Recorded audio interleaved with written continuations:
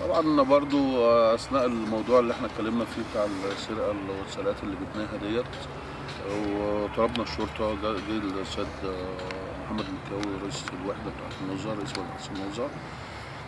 بعديها يعني شفت على الفيس في عضوه بتقول اللي هي اللي كانت مبلغه، يعني بتقول لا ما كانش في اكمنه للامن وكده. انا اللي شفت الموضوع. وانا على فكره وزاره الداخليه بتناشد على جميع القنوات، اي مواطن يلاقي حاجه في اي حته جسم صليب يبلغ. فبرضه متشكرين منها على مساعدتها للامن، ولكن ما تهدميش معنويات الامن. حضرتك تقولي لا ما كانش معمول اكمنه، الله اعلم حضرتك احنا كنا عاملين ولا مش عاملين. فبرضه انا بقولها لا، الحمد لله كنا مصحصحين قوي على قد الايد اللي موجوده، ومتشكرين لحضرتك اللي انت دلتينا. ولكن تاثير الامن انا عايزك تقولي، انا اللي بناشد اهو بقول لك، هل الامن اثر معاكي اول ما بلغت ان الشخص ده كان بيمسك الشنطه بتاعتك؟ طب هل حضرتك اتاخد منك حاجه، ولا السرقات اللي جت دي جت من ناس موجوده، منهم الدكتور عادل ومنهم المدام رضوى اللي هي عضو عندنا؟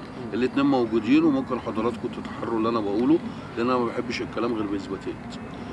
في واقعه ثانيه طبعا عندنا، كنت جيت طبعا لقيتهم كانوا مسلمين منشأة عندنا تسمى حضانة، وهي حضانة فعلا. كانت يعني في ناس متعاقدة مع الإدارة، وكان بتتباشر أو اللي وصل لي إن في صفة شخصية بينهم وبين مشرف عام الأمن.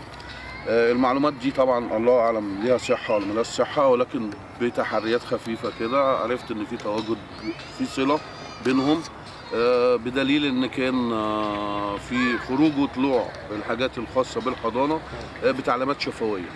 بتعليمات شفويه، احنا عندنا بوابه 5، يعني تركيزها كله مش على دخول الاعضاء، تركيزها على اي منشاه او اي حاجه متاخده عندنا، يعني زي كافيتيريا، زي حاجه زي الحضانه. الدخول والطلوع بيثبت في دفتر رسمي بتصريح رسمي من السيد مدير عام النادي.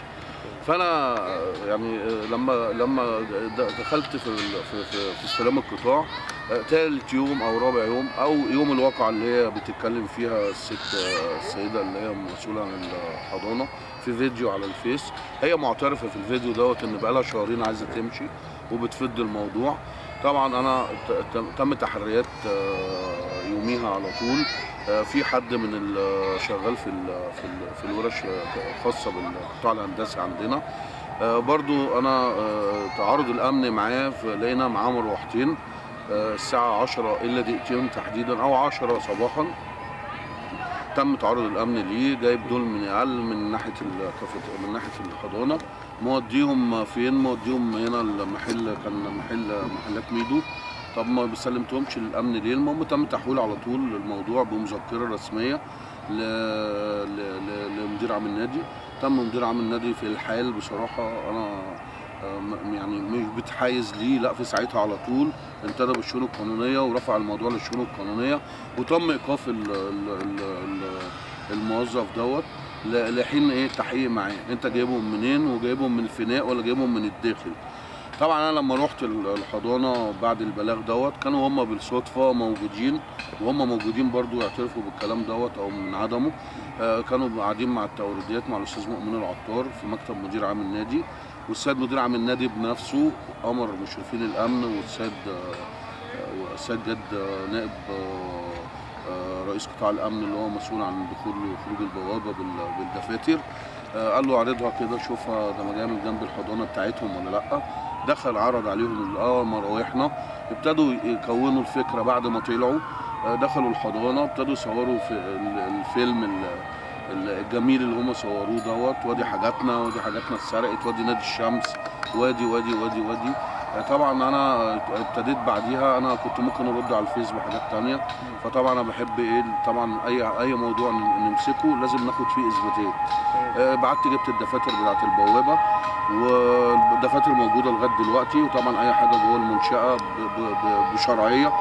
بصيت على الدفاتر لقيت مش مظبوط فيها حاجه دخول وطلوع خالص، غير بعض حاجات من ضمنهم الحاجه اللي احنا اتكلمنا فيها بتاعت المراوح وثلاجه وحاجات خفيفه، بان هم برضو دخلوا اكسسوارات. انا مش عارف الاكسسوارات بتخش ليه. السيد اللي هو مشرف عامل امن اللي بيقول يا جماعه احنا كنا بنمسك سرقات كتيره ما كناش بنعمل شوط ليها. طب انت حضرتك كنت بتمسك السرقه بس كنت بتتابعها؟ يعني انت لو انت فقهك امني انت بتمسك السرقه، انا عندي المذكرات بتاعته تمام، وعندي المذكرات بتاعت التاريخ القديم اللي قبلي. الله أكبر الله أكبر